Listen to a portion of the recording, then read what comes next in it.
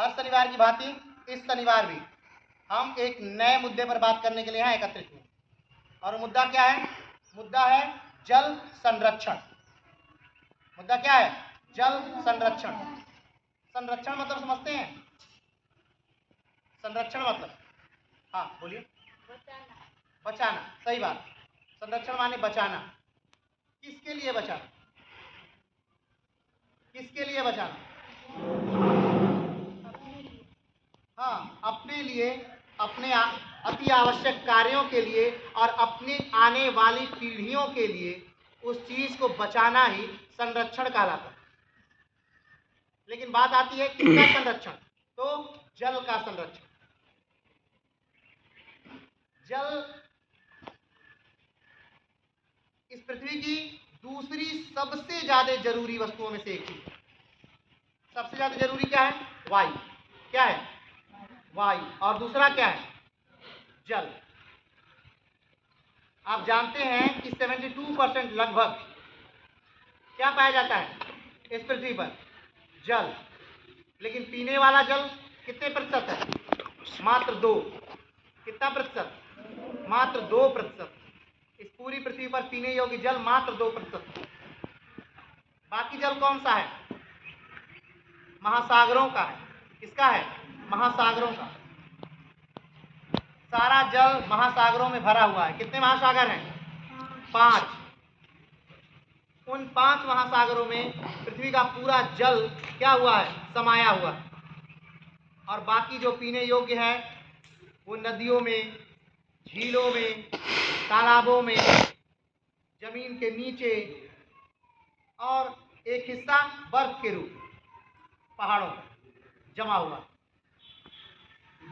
लेकिन बात आती है संरक्षण किसकी? जल की। तो एक प्रश्न उठता है कि कैसे संरक्षण कैसे किया जाए? तो जो भी हम जल बर्बाद करते हैं उस जल को क्या किया जाए? बचाया जाए। ये बात आती है क्या हम जल बर्बाद करते हैं? तो हाँ, हम जल बर्बाद करते हैं। जैसे में आवश्यकता से ज्यादा नहाने में इस्तेमाल करते, हम जल बर्बाद करते। नदियों में बारिश होती है और जल सारा नालों में गिर करके और सीधे समुद्र में चला जाता है, तो वो जल क्या हो जाता है? बर्बाद हो जाता है।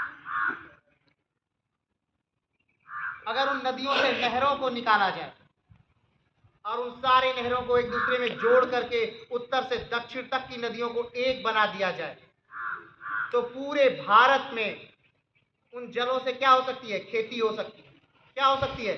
खेती हो सकती है। आयात निर्यात के वो जल सबसे बड़े साधन हो सकते हैं। अभी हम आयात निर्यात के लिए क्या प्रयोग करते हैं? सड़कें प्रयोग करते हैं। क्या प्रयोग करते हैं? सड़कें। हम ट्रकों से, गाड़ियों से, ट्रेनों से, हवाई जहाज से आयात निर्यात करते हैं, यानी एक जगह से दूसरी जगह सामान को भेजते हैं और दूसरी जगह से सामान लाते हैं। लेकिन अगर नदियों के माध्यम से आयात हो तो वो सबसे सस्ता आयात होगा और निर्यात भी सबसे सस्ता निर्यात होगा।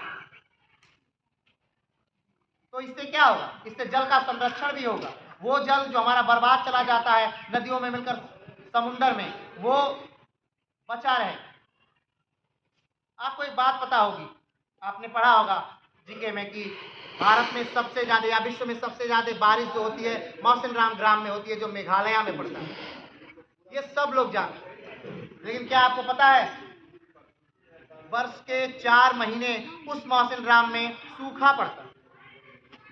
सोचिए, सबसे ज्यादा जहां विश्व में बारिश होती है उस जगह पे सूखा भी पड़ता है।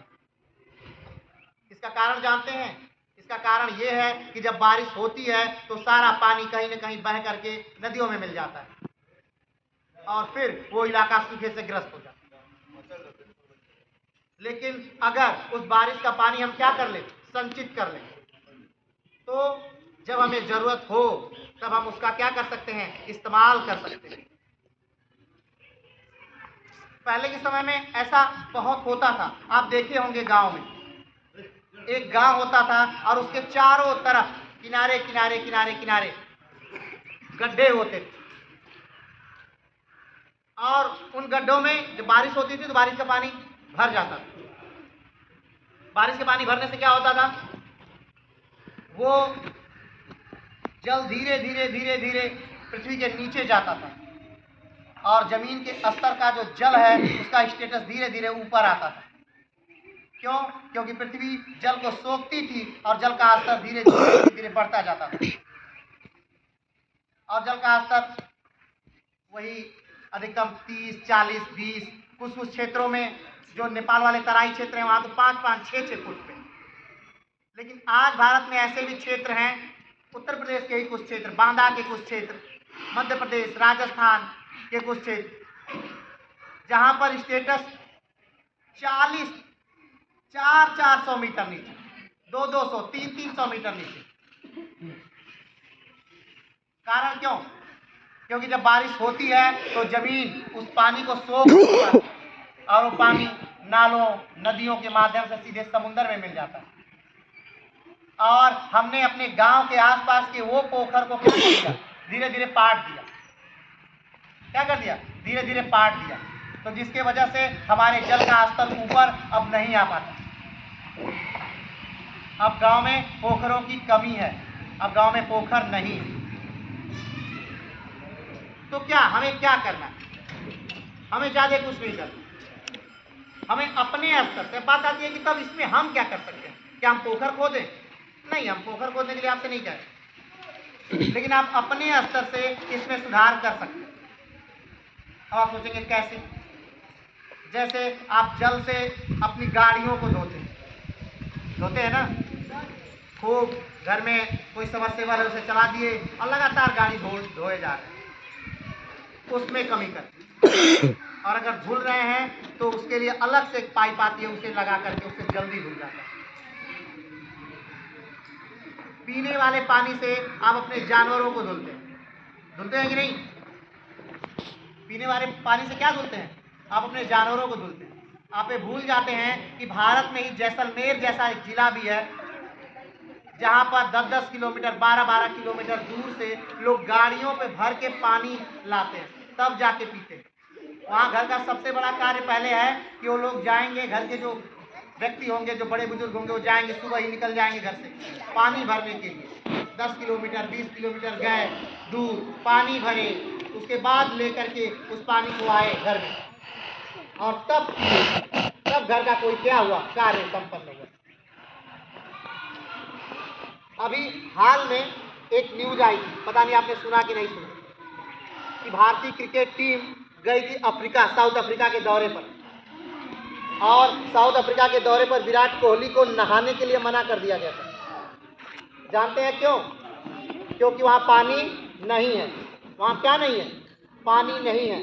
और अगर लोग वहाँ नहाएंगे तो वहाँ के लोग पीने के लिए क्या हो जाएंगे? मर जाएंगे, क्योंकि उन्हें पीने के लिए पानी नहीं मिलेगा। तो पीने के लिए क्या मिले? पानी मिले। इसके लिए क्या करना है?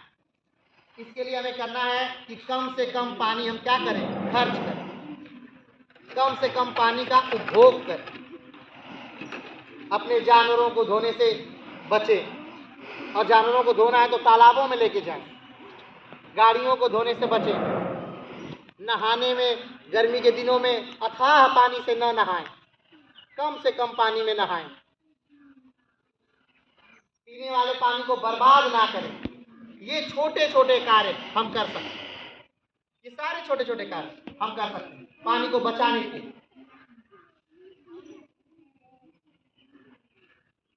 तो ये है जल संरक्षण।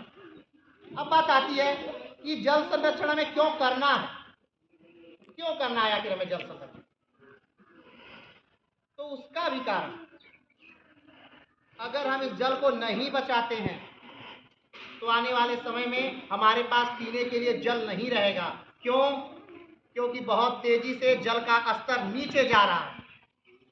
अभी बहुत हाल फिलहाल एक और न्यूज आई थी, आप सुने होंगे, उत्तराखंड में जमीनें धंस गई, या हिमाचल प्रदेश में जमीनें धंस गई। उसका भी कारण क्या था? जल का स्तर। क्या था कारण उसका? जल का स्तर। क्यों? क्योंकि उन कोटरों में से जल समाप्त हो गया और जल के समाप्त होने से वो भूमि क्या हो गई? धस गई। अगर यहीं पर होल कर दिया जाए, बोरिंग कर दिया जाए और इसमें से जल निकालते रहा जाए तो क्या होगा, ये बिल्डिंग जो है ना, ये धंस जाएगी, नीचे चली जाएगी। तो अगर क्या करना है, जल हमें क्यों बचाना है, हमारी आने वाली पीढ़ियों के लिए, ताकि उनके पास पीने के लिए क्या रहे, जल रहे। और क्या, कैसे हम बचा सकते हैं? कुछ कारण और हैं जल के खत्म होने से। आप सोचते होंगे कि जो ये सारे पेड़ आपको दिख रहे हैं वो सब के सब बहुत फायदेमंद ही होते, नहीं। बहुत सारे ऐसे पेड़ हैं जो आपके लिए आतंकवादी से कम नहीं। जैसे में यूकेलिप्टस का पेड़, जिसे आप सफेदा के नाम से जानते हैं। जैसे में ऑस्ट्रेलियन बबूल का पेड़।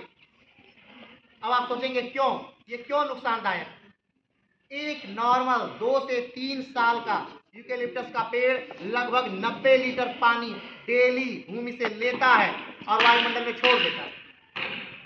तो सोचिए, मात्र एक पेड़, छोटा पेड़ 90 लीटर पानी भूमि से लेकर के छोड़ रहा है, तो एक बड़ा पेड़ एक दिन में कितना पानी खाता होगा? तो वो आपकी भूमियों को नुकसान पहुंचाते हैं। तो आप सोच रहे होंगे कि तब अगर ये नुकसान पहुंचाते तो लोग लगाते ही क्यों, या लगाना क्यों शुरू हुआ? तो ये लगाना इसलिए नहीं शुरू हुआ कि वातावरण की सुरक्षा के, ये लगाना शुरू हुआ था दलदली भूमियों को खत्म करने के, और ये लाया गया था अंग्रेजों द्वारा।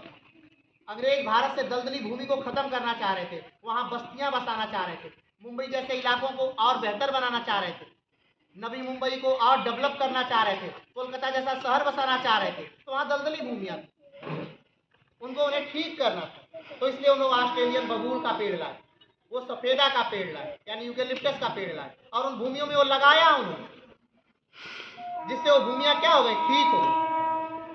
तो आज के डेट में अपने फायदे के लिए यूकेलिप्टस का पेड़ नहीं लगाना है। बहुत सारे लोग खेतों में यूकेलिप्टस का पेड़ लगा देते हैं, छोड़ देते हैं। आप जानते हैं यूकेलिप्टस की पत्तियां सड़ती तक नहीं है। अगर एक जंगल है और उसमें आग लग जाए और उसमें बहुत सारे यूकेलिप्टस के पेड़ हो, तो पता है पूरा जंगल जल जाएगा, यूकेलिप्टस का पेड़ नहीं जलेगा। क्यों? क्योंकि उसमें एसेंशियल ऑयल होता है, उसकी वजह से वो पेड़ नहीं जलते। तो सोचिए, एक ऐसा पेड़ जिसकी पत्तियां भूमि को नुकसान पहुंचाती है, एक ऐसा पेड़ जो भूमि से पानी लगभग 90 लीटर एक दिन में ले करके वातावरण में छोड़ देता है, ऑस्ट्रेलियन बबूल जैसा पेड़। तो इन पेड़ों से बचना है, इन पेड़ों को नहीं लगाना। इस प्रकार भी आप प्रकृति की मदद कर सकते हैं या अपनी स्वयं की मदद कर सकते हैं। पानी को बचाकर आप स्वयं की भी मदद कर रहे हैं। ये हमारे लिए बड़ा अच्छा है कि हम इस मैदानी क्षेत्रों में, हम यूपी जैसे क्षेत्रों में हैं, हम बिहार जैसे क्षेत्रों में, जो मैदानी भाग है, जहाँ पर अभी पानी की इतनी किल्लत नहीं है जितना कि राजस्थान में है, जितना कि मध्य प्रदेश में है। तो इस समस्या से अगर आप बचना चाहते हैं, अगर आप चाहते हैं कि आपकी पीढ़ी में भी जल बरकरार है, तो इस समस्या से निपटने के लिए बस जल का सही उपयोग करना। कितना खर्च करना है ये आप, ठीक है?